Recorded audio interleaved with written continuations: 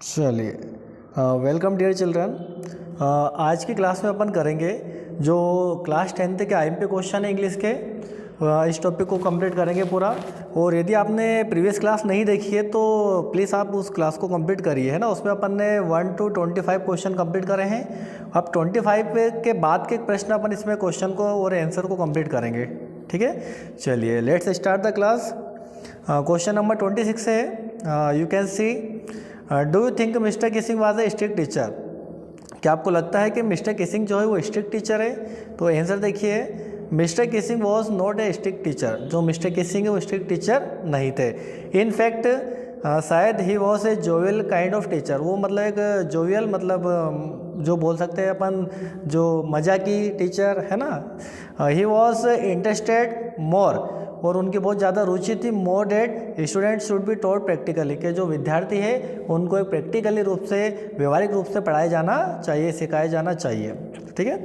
चलिए next question हमारा, what are the elders in Goa nostalgic about.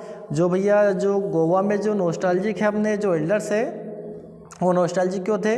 तो देखिए, they are nostalgic about the Portuguese and they are famous loaves of bread.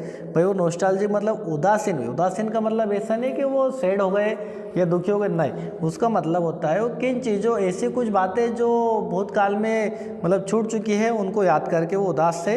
तो they are nostalgic about the Portuguese, पुर्तगालियों के लेकर उदासीन थे।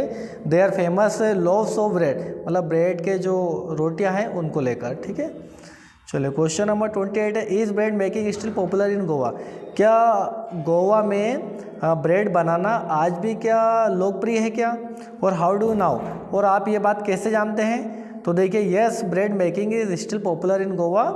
भाई ब्रेड बनाना जो गोवा में है आज भी पॉपुलर है, बिकॉज क्योंकि द राइटर सेज, क्योंकि लेखक कहता है कि the fire in the furnace, जो फायर है, जो आग है, फर्नेस में होता है बेटा भट्टी, भट्टी में जो आग है, हैज़ नॉट येट बीन एक्सटिंग्यूश, जो आग है ना वो आज भी बुझी नहीं है, आज भी वो आगे जो आग है वो जल रही है, ठीक है। Question number 29, what is the baker called in Goa.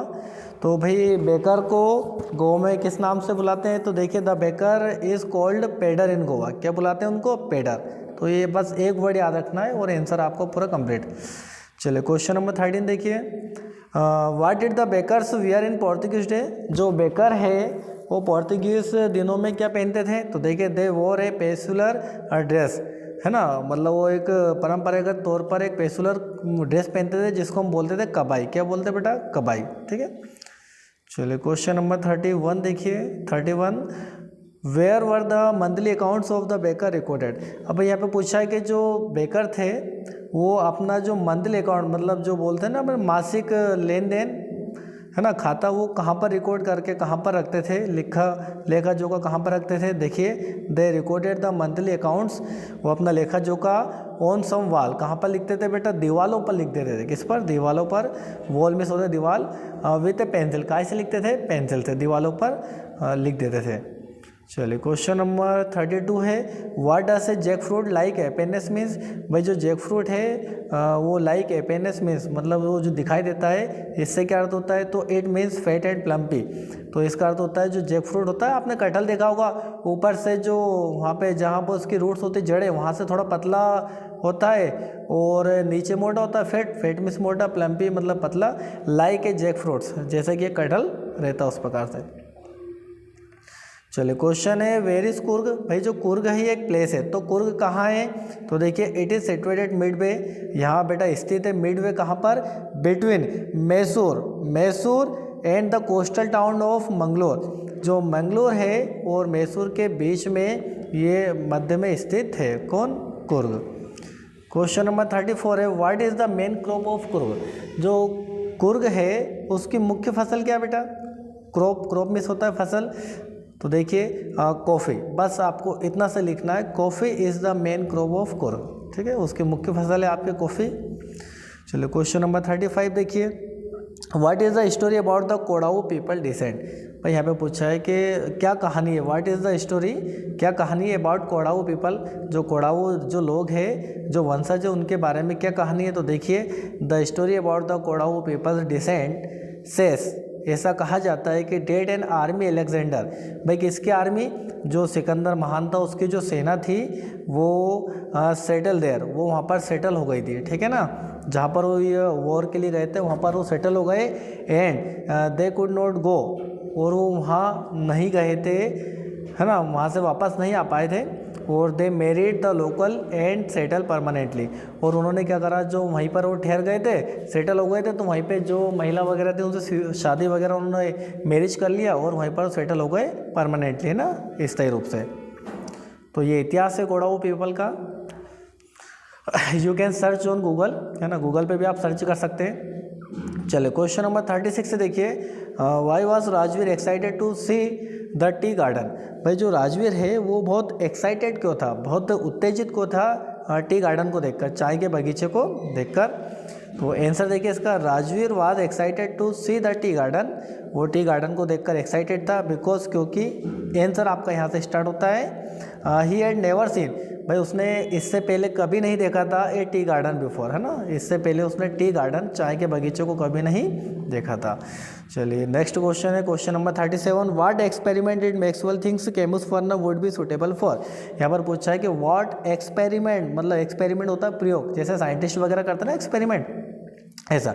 तो व्हाट एक्सपेरिमेंट डिड मैक्सवेल, तो मैक्सवेल ने कौन सा एक्सपेरिमेंट सोचा, केमुस फर्ना भैया एक प्लेस है, क्या बेटा, एक प्लेस है, वुड बी सूटेबल, कि केमुस फर्ना जो है वो एक्सपेरिमेंट के लिए बहुत ठीक जगह रहेगी, उचित स्थान रहेगा।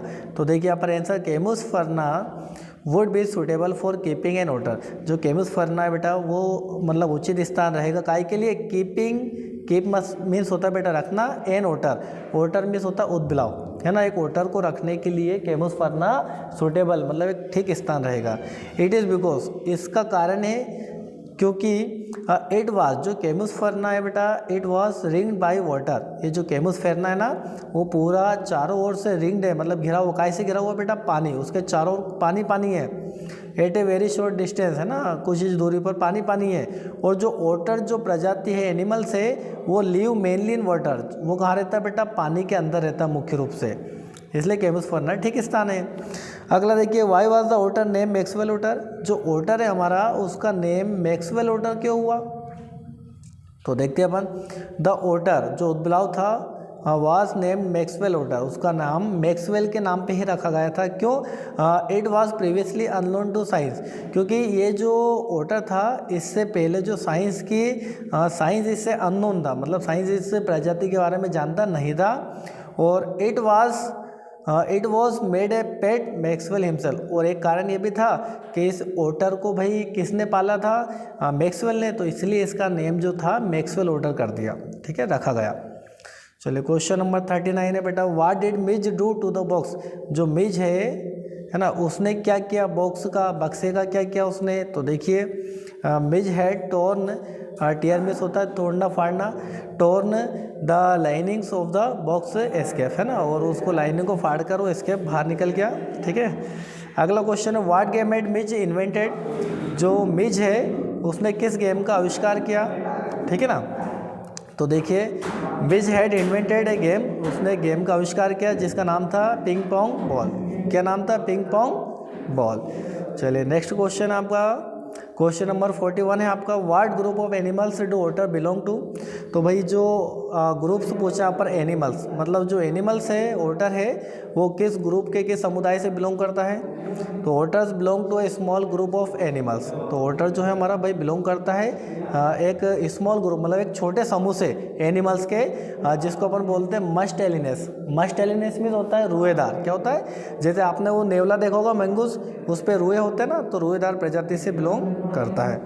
चलो क्वेश्चन नंबर 42 है, what was Valli's favourite pastime, तो वली का जो फेवरेट पसंदीदा जो पास टाइम था समय बिताना, वो कहाँ बिताती थी, तो देखिए यहाँ पर answer, Valli's favourite pastime was standing in the front doorway, है ना, दरवाजे के सामने खड़े होकर, अपने घर के दरवाजे के सामने खड़ी होती थी वो, खड़े होकर एंड वॉचिंग, और देखती थी कि what was happening in the street outside, कि बाहर गली में क्या चल रहा था, what was happening in the street outside, गली में क्या चल रहा था। क्वेश्चन नंबर 43 है बेटा आपका। चलिए क्वेश्चन नंबर 43 देखिए, what was a source of unending joy for Valli, भाई जो वली नाम की जो लड़की है इसका अनएंडिंग जॉय मतलब असीम जो खुशी का जो स्रोत था वो क्या था? तो यहाँ पर देखिए the source of unending joy for Valli, Valli के लिए खुशी का असीम स्रोत जो था वो क्या था? Was the side of the bus, है ना, जो बस के दृश्य को देखना, मतलब जो बस आती थी वो अपने दरवाजे के सामने खड़े होकर देखती थी। फील्ड विद न्यू पैसेंजर, मतलब जो बस भरा कर आती थी, नए नए आते थे उसमें, उसको देखकर उसको असीम खुशी मिलती थी, अनएंडिंग जॉय, खुशी, आनंद मिलता था। क्वेश्चन नंबर 44 है, देखो what do you think Valli was planning to do. अब व्हाट डू यू थिंक मतलब आपको क्या लगता है कि जो वली वाज प्लानिंग, वली क्या प्लानिंग कर रही थी? तो यहाँ पर आंसर देखिए, Valli was planning to go to the town. भाई जो वली है वो योजना बना रही थी कहाँ जाने के लिए? शहर जाने के लिए। काहे से? बाय द बस, बस से और शहर जाने की योजना बना रही थी। एंड देन रिटर्न, और वापस आना बाय द सेम बस, उसी बस से वापस आने की योजना बना रही थी।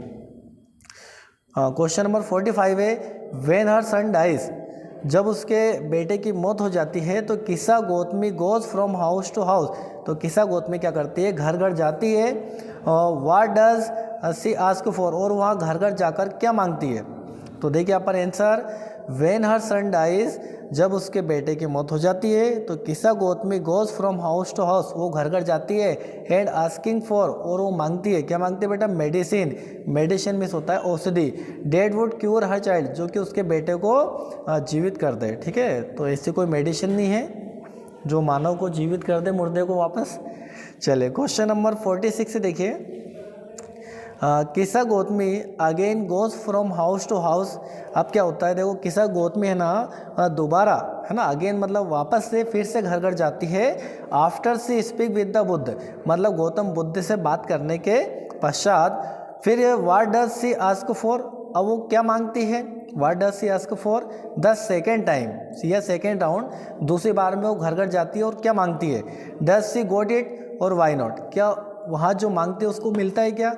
और मिलता है तो क्यों नहीं मिलता है? तो आंसर देखिए यहाँ पर, गौतम बुद्ध, अब गौतम बुद्ध के कहने पे वो महिला जाती है किस्सा गौतमी। तो आंसर देखिए, Gautam Buddha ask Kisa Gotami to get handful of mustard. भाई गौतम बुद्ध ने किस्सा गौतमी से कहा कि भाई आप मेरे को क्या है, हैंडफुल मतलब मुट्ठी भर क्या ला दो? मस्टर्ड सीड, मतलब सरसों के बीज ला दो। फ्रॉम ए हाउस, मतलब एक घर से, where death has never visited, मतलब जहाँ पर आज तक किसी की मृत्यु ना हुई हो। तो भाई ऐसा तो कोई घर है नहीं पूरे वर्ल्ड में। तो सी डज नॉट गेट इट, अब उसको एक मुट्ठी सरसों नहीं मिलती है बेटा, बिकॉज क्योंकि देयर इज़ नो हाउस, क्योंकि ऐसा कोई घर ही नहीं है। Where death has not visited, मतलब जहाँ पर मौत ना आई हो। चलिए क्वेश्चन नंबर 47 है। इस क्लास में अपन 25 क्वेश्चन को कंप्लीट करेंगे। यदि आपने पिछली क्लास नहीं देखी है तो उसमें देख लिया, 1 से लेकर 25 क्वेश्चन हमने कंप्लीट किए हैं। चलिए देखिए, how do you usually understand the idea of selfishness.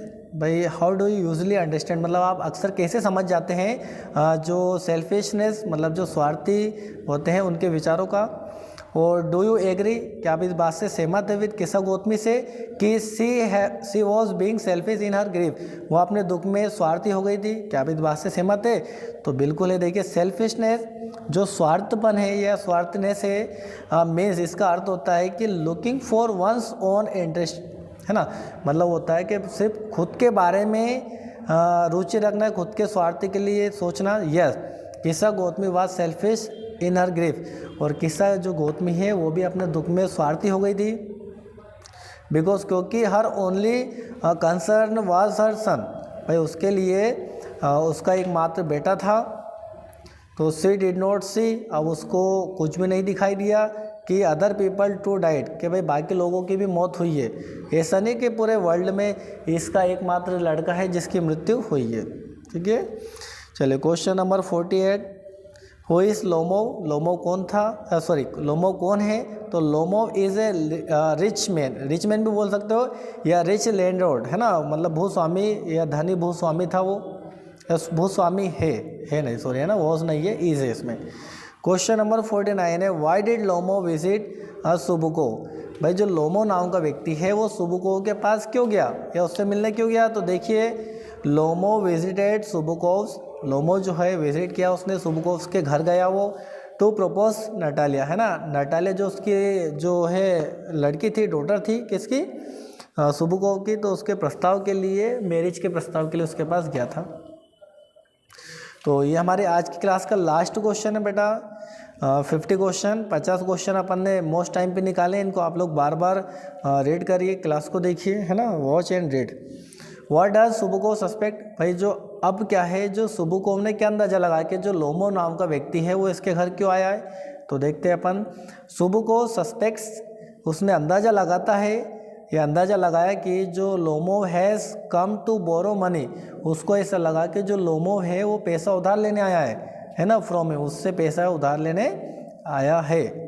तो भाई कभी सभी क्या है, अंदाज़ा पहले से नहीं लगाना चाहिए हमें, क्योंकि जो दिखाई देता है वो भी गलत हो सकता है। ठीक है, तो आज की क्लास में इतना ही बेटा। अगली क्लास में फिर मिलेंगे अपन नए टॉपिक के साथ।